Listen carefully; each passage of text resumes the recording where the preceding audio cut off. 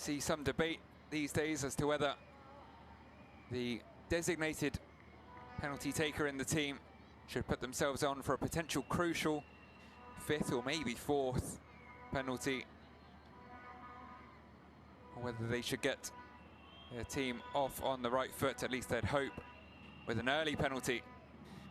Of course, there is no bigger pressure than a sudden death penalty late on, but there's always the chance that you won't take one at all. We've seen that before, and huge names like Cristiano Ronaldo putting himself 5th in a Portugal penalty shootout, but then unable to take it after his side had already lost before it got to him.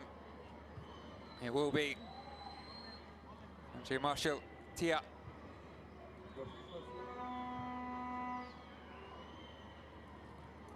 Came so close from another 10 or so yards out in the first half. His free kick striking the top of the crossbar, beautifully struck. Scored the opening goal against Congo in the quarterfinals. Can he score the opening goal in the semi-finals? He came close once before. Can he this time put it the right side of the woodwork? He can. Straight down the middle. Cool as you like. Waited for Ben Rozil to make his move. He was in the midfield best 11 of the group stage, and he set his side off on the right foot as they look to reach the final. Now, how about this? First penalty taker, 15-year-old Mohamed Radwan, youngest player on the pitch. We said he was clearly a designated set-piece taker after he came on. Usurped El Abidine Hamani in free kick and corner kick duty. Clearly, he is the penalty taker as well. A lot of expectation on his young shoulders. Deep breath. And a goal. What a penalty that is. Blasted high into the net. Again, straight down the middle. Kone with a wry smile. Puffed out his cheeks and then fired it, in fact, into the top corner. Deceptive from that first angle. That is a stunning penalty. Now, Usman Simpara, centre-back.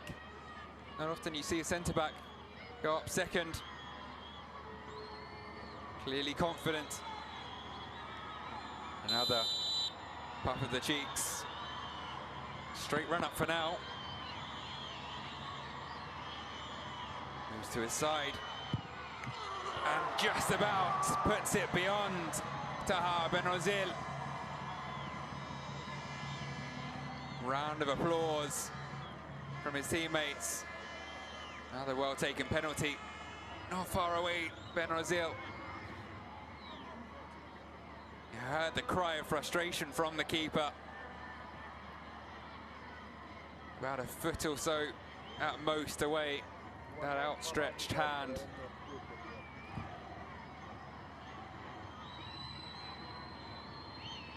Now, another substitute, Abdelhamid Mali. One substitute, found the back of the net. The second doesn't, though. Drags it wide. Not sure if Kone got a touch on that to see on the replay. I think it may have just been a miss. So it's advantage Mali. No, just dragged wide. Poor penalty in truth. Head in hands on the benches and on the pitch. There's a fair way to go still, though.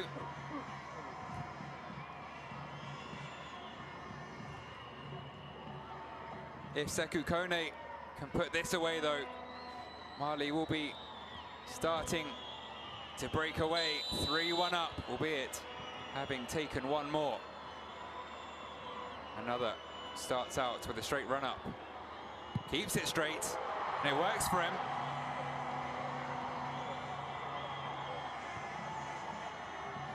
Fist pump, wild celebrations in the crowd. They think they're halfway there. Again, just waited for the keeper to make his move and slotted it calmly along the floor. Very nice penalty of a different kind. This is surely now a must-score penalty for Ismail Bakti, another centre-back. Simpara dispatched his successfully. How will the young Asfar man do?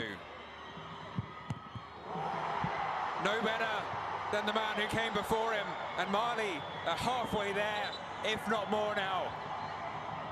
This time a save from Barama Kone. Again, you'd have to say it wasn't the most convincing penalty, but Kone guessed the right way. A nice height for the keeper. He sent it high into the air as Bakti looked to the heavens.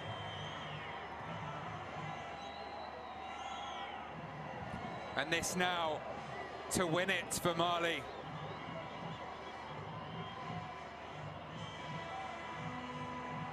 To send them to the final.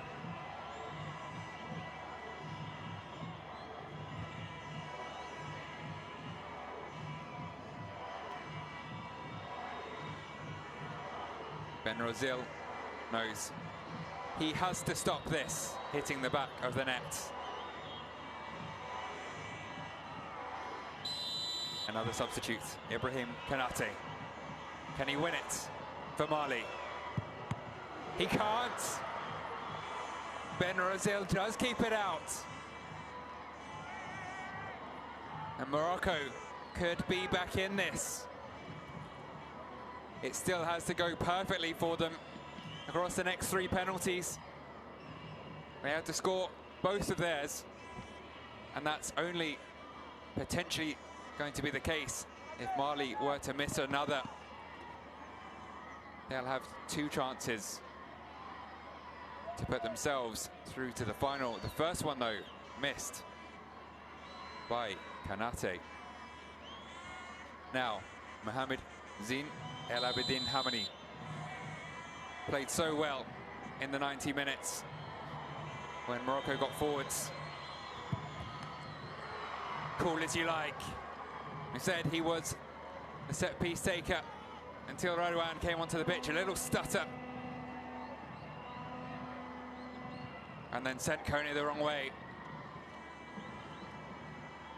Nicely into the corner from the Le Havre Academy prospect. He's done his ambitions no harm whatsoever in this tournament, whatever happens now.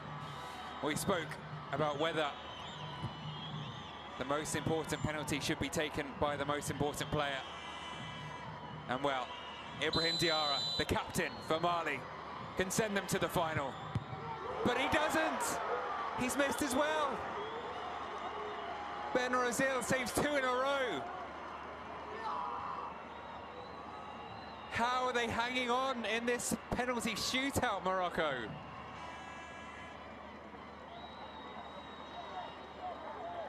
Focused, the keeper, and he went the right way. A lack of power. Diarra's been so good in this game. Very good in the tournament as well. He's a shining light in the qualifiers. Named the most valuable player, top scorer. But the captain couldn't find the net at the crucial moment. How about the Moroccan captain?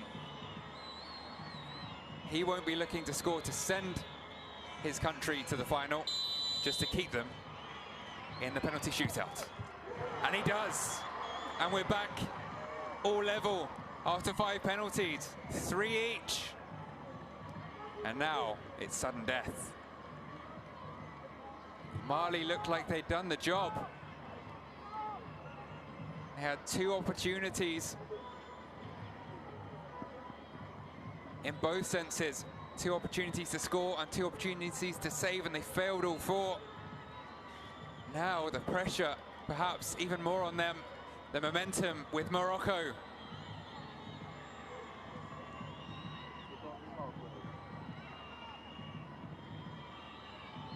Koulibaly again with a wry smile. It will be Mamadou Doumbia to take it. It's a centre forward. He couldn't find the net in the 90. You have to wonder though, why isn't a centre forward put himself in the first 5? Especially when he can finish like that into the top corner. Mali retake the lead, and now the pressure is back on Morocco. Finally, Mali remember how to hit the net.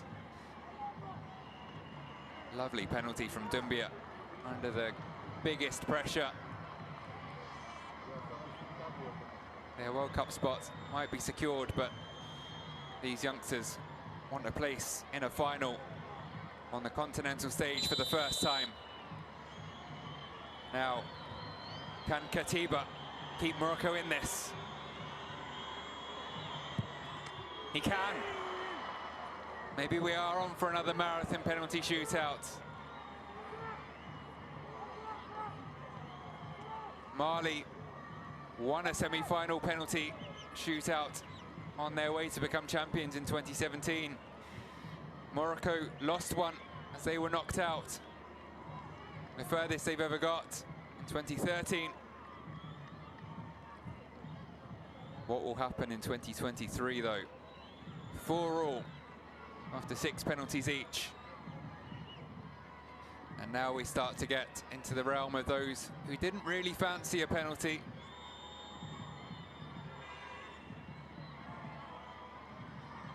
Souleymane Sanogo, the right back, up next.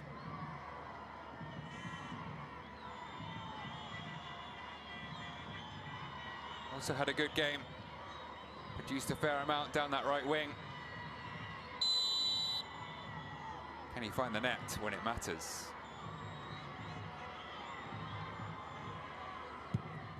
He can, and very cool.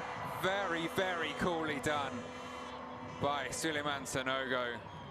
Rolled into the bottom corner. El Abedin Hamani's can't take the stress. He will get one more game in this tournament, whatever happens, both sets of players, but one will be fighting for the trophy, one will be fighting for the bronze medal. Is this the first experience for these young players, carrying the weight of a nation on their young shoulders? From one fullback to another for Mali. Gaoussou, Kone, the left back. But it's saved. Benrazil makes his 3rd save of the penalty shootout. And now it will be Morocco's opportunity to win it. Kone heads back, shoulders slumped. Wasn't a bad penalty, but it was a great save from Benrazil. Went the right way early. Kone didn't change his mind. Mali must have thought they were almost there. But now it's Morocco, one kick away from the final. And it will be Fouad Zaouani. He won't be in the final. He's suspended. But he sent his team there and his country. Zaouani, the hero. Morocco will be in the final of the Under-17 Africa Cup of Nations. Mali from the brink.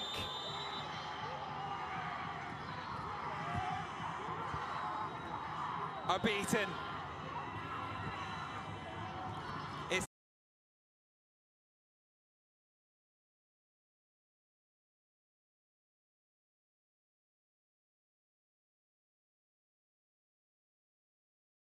too much, whether you've won or lost.